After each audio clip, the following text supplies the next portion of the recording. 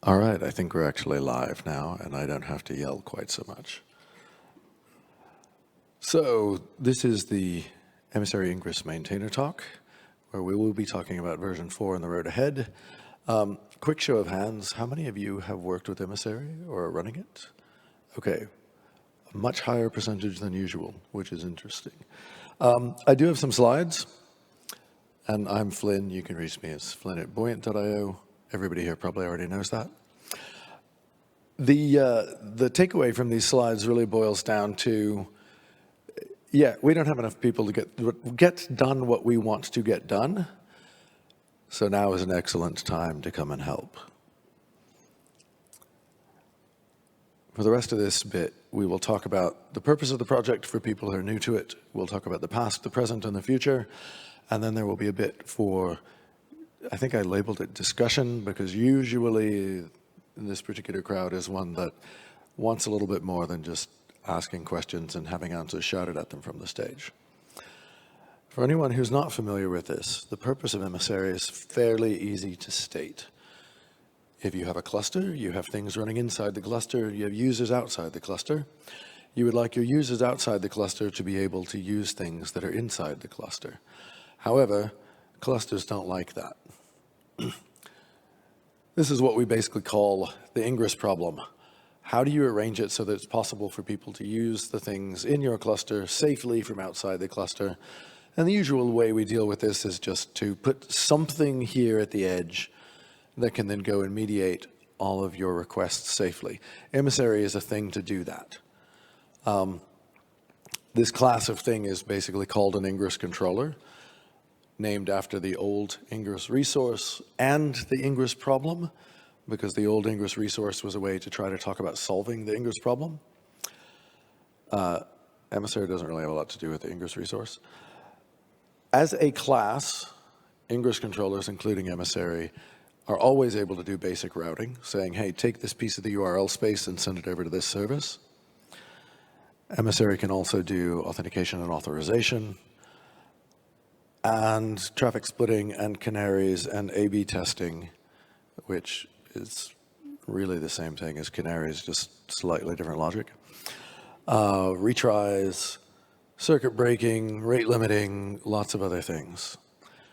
Because Emissary is an ingress controller that can do all these things, we tend to refer to it as an API gateway. Specifically, Emissary is a developer-centric, self-service, role-based, opinionated, CNCF incubating, open source API server. I'm sure I could find some more buzzwords to throw up there if anybody really wants. The bits of that are, to me, very, very important are actually all of them, but developer-centric bit tends to come first. The point here is that Jane, the application developer, is a person who tends to think of Kubernetes as pure friction. She does not want to have to wrangle Kubernetes. She just wants to be able to run things and let people use them. So Jane ideally will be able to do this in a way that makes sense to her and fits her mindset, which the mapping resource tries to enable that, and we will come back later to whether or not it succeeds. Jane can go and do all of this on her own herself. It is entirely possible as an application developer to install an Emissary, configure it on your own, use it, and not involve any other person ever. We know people who do things this way. But it is also possible, this is the role-based bit, to split out the more infrastructure bits of this into a separate role filled by possibly a separate person, and then let your application developers only worry about the bit that they care about specifically. The opinionated bit comes in because there are a lot of really cool features that we could throw into things that wouldn't get a lot of use. These esoteric but kind of cool things tend not to be present in Emissary's configuration language. This brings us to kind of an interesting point about all this, which is that the modern API gateways, if you look at what they can do, they're mostly equivalent, except for their input languages. I personally tend to think that Emissary's input language is a better fit for a busy application developer than anything else that's out there. I would like you all to recognize that I am extremely biased when it comes to this.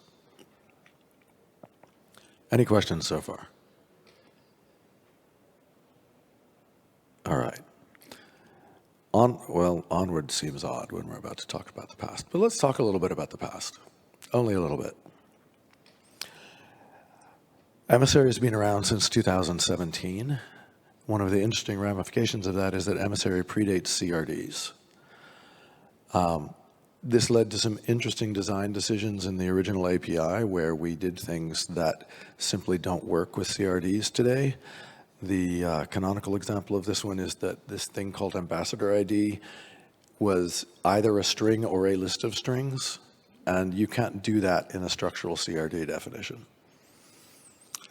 So V1 and V2 simply don't obey the rules of modern CRDs, which meant that when we fixed all of that in V3 Alpha 1, we had to use conversion webhooks to deal with the breaking changes.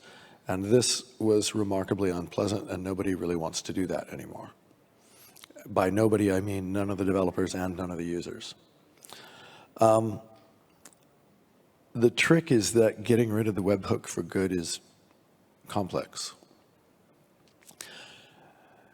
Kubernetes versioning doesn't actually work the way most people think it works. The API version field that you hand over to the API server in a transaction is much more about the version of the schema you want to use for that particular transaction than it is about the version that's actually stored anywhere.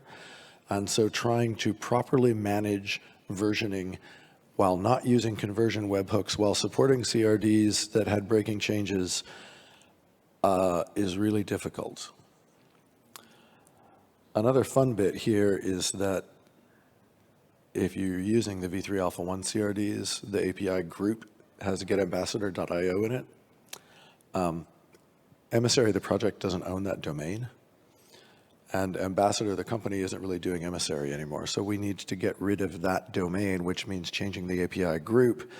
And the whole conversion webhook thing doesn't support that at all. As in, apparently this is a thing that nobody in Kubernetes has ever done before. It's probably a little strong, but there's no support for it in the API server. There are actually opportunities here as well, and we'll come back to that in a moment too. All right, the present. This is a slide that I put up about the present in Salt Lake. We can shrink that down quite a bit. We pretty much have figured out how to be a community project. We got pretty much completely divorced from Ambassador Labs. It was amicable, worked out okay.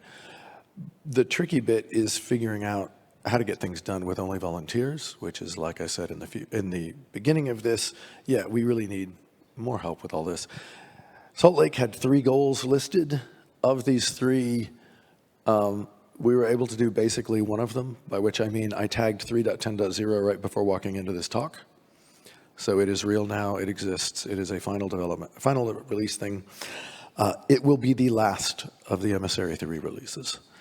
And there are some caveats around that in that we still need to strong-arm GHCR into having the artifacts pushed to the correct place. So watch the Slack channel to get notified when that happens. It'll be soon, next couple of days. Not quite 1 out of 3 is a little unpleasant. Better than none out of 3, but not what we would have hoped. So yeah, for the love of all that is holy, people, come help, come on. For the future, like I mentioned, there will not be any further Emissary 3 builds unless one of you want to do them. You don't. Let's just be clear about that bit. Goal number 1 for Atlanta is to do the thing we originally said in Salt Lake and bloody well get rid of the getambassador.io docs and have them all at Emissary-ingress.dev. There's an enormous amount of chop wood, carry water type of work with all this. If you are interested in getting involved, this is a great place to get involved. It will be probably a bit tedious and, oh my God, so very much appreciated. Goal number 2 for Atlanta is, yes, Emissary 4.0.0. I would actually like for that to be 4.0.0. A real thing, but I'll settle for a development build. Now, we have a test build of this already. It runs on ARM64. It was very cathartic to take the chainsaw to a bunch of code in it that didn't need to be there anymore. I really enjoyed that part. The next step is to rip out a bunch of CRD conversion code that's completely useless right now, and that will also be a lot of fun, and I'm looking forward to it. It's a little challenging, and one of the things here is, yes, we will need to do this new CRD group, the new API group. We don't really have a choice in that. It has to happen. The current plan is for this to be a migration, not for us to support both v3 Alpha 1 and v4. The opportunity buried in here is, first, it's a mechanical translation sort of migration, so we can do tooling that will do that for you. And you will be able to run Emissary 3 and Emissary 4 side by side in the same cluster at the same time, with no chance that one of them will break the other. Except for port numbers, you will have to have separate services for them and things like that. That's actually kind of cool. We did this with the Emissary 1 to Emissary 2 and Emissary 2 to Emissary 3 transitions, and we were mostly able to do this, but the fact that it's a separate API group means that it's really much cleaner to get that completely right with 4. We also get to fix some things, like getting rid of underscores and putting units on durations and things like that. This is actually mostly done. We made a lot of progress on this one before deciding that it was important to go back and do 3.10, which sucked up more time than I would have cared to admit. But this is mostly picking up things that we've already done and continuing forward with them. Now, raise your hand if you've heard of Ingate, or actually raise your hand if you've heard of Ingress-Nginx. Raise your hand if you've heard of some of the recent goings-on with Ingress-Nginx. No? Okay. So Ingress-Nginx is winding down. They are to be replaced by a thing called Ingate, which is another project that is a part of SIG Networks. Ngate will be built on Gateway API. The transition from Ingress-Nginx to Ingate is kind of an urgent thing for reasons that I will let people who are part of that project describe. The opportunity here that's interesting from Emissary's point of view is that Gateway API still does not support a bunch of table stakes features for API gateways, and needing to allow this transition may end up being a forcing function for that, which means that it may be possible to actually let Emissary become a thin translation layer over Gateway API, so we get to both support Emissary's input language and not have to maintain things like Envoy at all, which I think would be really cool. And it will be interesting to hear what y'all think about whether or not that's cool or run flea screaming or somewhere in between. Last slide. Like I said before, what we really need are people from the community to get involved. I'm looking at each and every one of you in this room because that would be a lovely thing to see. You can reach me on the CNCF Slack as always, and there may still be people trying to use the old Ambassador Labs Slack for emissary-related things. I've talked to at least one person at KubeCon who said they were doing that. I don't have access to that Slack anymore, so that's not going to work out very well. But discussion. I would be obviously very interested in hearing what y'all have to say. We can do this with me talking through the mic so that it's recorded, or we can just drop the mic and I can sit down and we can chat like civilized human beings. Got a mic here, sir. I'm sorry, say again? Oh, yeah, great. If anybody has a question, there's a microphone over here for you. You look familiar. This probably isn't going to be a fun question. Hey, Hey. I guess it's me who was using the wrong Slack yesterday. I'm sorry, say again. It's me who was using the wrong Slack yesterday. Okay. So I just learned that V1 endpoints were going to be deprecated. I do know that the new version of Emissary has added support for endpoint slice, but I'm guessing there might be more code cleanup to do or something else to do so that Emissary handles V1 endpoints disappearing, I guess. And now I've just learned also that you do not plan to have any more build for version 3. So Actually, 3.10 supports endpoint slices. it supports endpoint slices, but does it support not having endpoints? Yeah. Oh, wait, sorry. Does it support not having endpoints, or does it? That's my question, because they are going away at some point. If I remember that change correctly, it will do the right thing whether you have endpoints or endpoint slices or a combination of the two, even though I don't. Actually, no, it won't do a combination of the two. If endpoint slices are present, it will use them. Otherwise, it'll look for endpoints. Right. Does that make sense? Yeah, kind of. I hope it won't crash if the CR for endpoint does not exist anymore. That's what I'm talking about. Oh, I get it. So essentially, I'm asking if I don't think it will. I think it'll do the right thing if there's no endpoint resource. Okay, because I'm slightly afraid that an upgrade to V4 will become required soon-ish. Yeah. Okay. It's certainly the case that if we find that 3.10 does the wrong thing if there's no endpoint resource correct, my answer will be, that sounds like a lovely reason to go to Emissary 4. And I apologize for that, other than the fact that I really, really do not want to build another Emissary 3. We had to resurrect a bunch of build pipeline stuff to make that happen. Yuck. Yes, you had a question over here. Hey, yeah, thank you for the great talk. Can you tell us something about the license model? Because when I remember right, there's a community license model or community key or enterprise key and so on. Is it still present? Will this in the future still present, or is there something changing, and when I can, or how far I can use the community key or the community license, and when the enterprise license starts?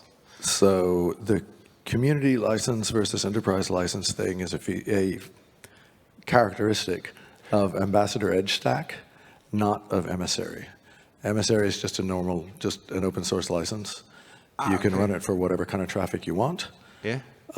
As far as I know at present, there's nobody you can buy support from for it. Okay, so the license is only the Edge Stack for... Yes. Yeah, okay, thank you. Also, as far as I know, Edge Stack still exists, but I don't know. Yeah, like the documentation, you need something, CRDs from the Edge Stack or something like this. I don't know, right? Yeah, it's literally been like 3 years since I've looked at Edge Stack at all. Pretty confident the last time I looked at Edge Stack was shortly before 2000, or like mid-2022. Anyone else? I mean, obviously, I'm going to be here to talk to for a bit after this anyway, so if you don't want to ask your question on mic, that's fine. But if you do, now's your chance. Yep, got one over here.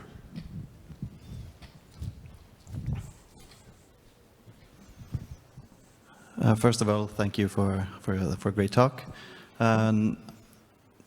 We've been using Emissary since back when it was part of Ambassador Labs, and installed it using the DataWire repo. Wow. And then we, I think that got updated to 3.9, and then all of a sudden in January this year, it got updated to 3.12.2. And I got a bit confused in terms of what's the difference between 3.12.2. I guess that's Ambassador Labs only things. You're not alone in your confusion. This is a question that's a little bit interesting to me because the honest answer is going to sound like I'm trying to throw Ambassador Labs under the bus, and that is not my intention. But the honest answer is that Ambassador Labs did a 3.12.2 release of Edge Stack of Ambassador Edge Stack. And something in that machinery ended up dumping an artifact named 3.12.2 into some bits of Emissary's artifacts. So that is actually not an Emissary artifact, and it won't work, which is part of the reason why we're looking at, let's just use GHCR for Emissary going forward to get rid of that confusion. Okay, thank you. I should also point out that when we first heard about that, then I went back to Ambassador Labs. Actually, I think they're just called Ambassador now. But I went back to them and said, what's going on with this? And the reaction that I got was universally, oh my God, that's not supposed to happen. So they were not trying to break anything. And they have, as I understand it, they've gone through to figure out what happened and make it never happen again. So, yeah, that confused a lot of people, as it turns out. Anything else? All right, I think we can close down the mics and such. I'll be here for a bit if you want to ask further questions or come by and say hello or whatever. Thank you very much. Appreciate it.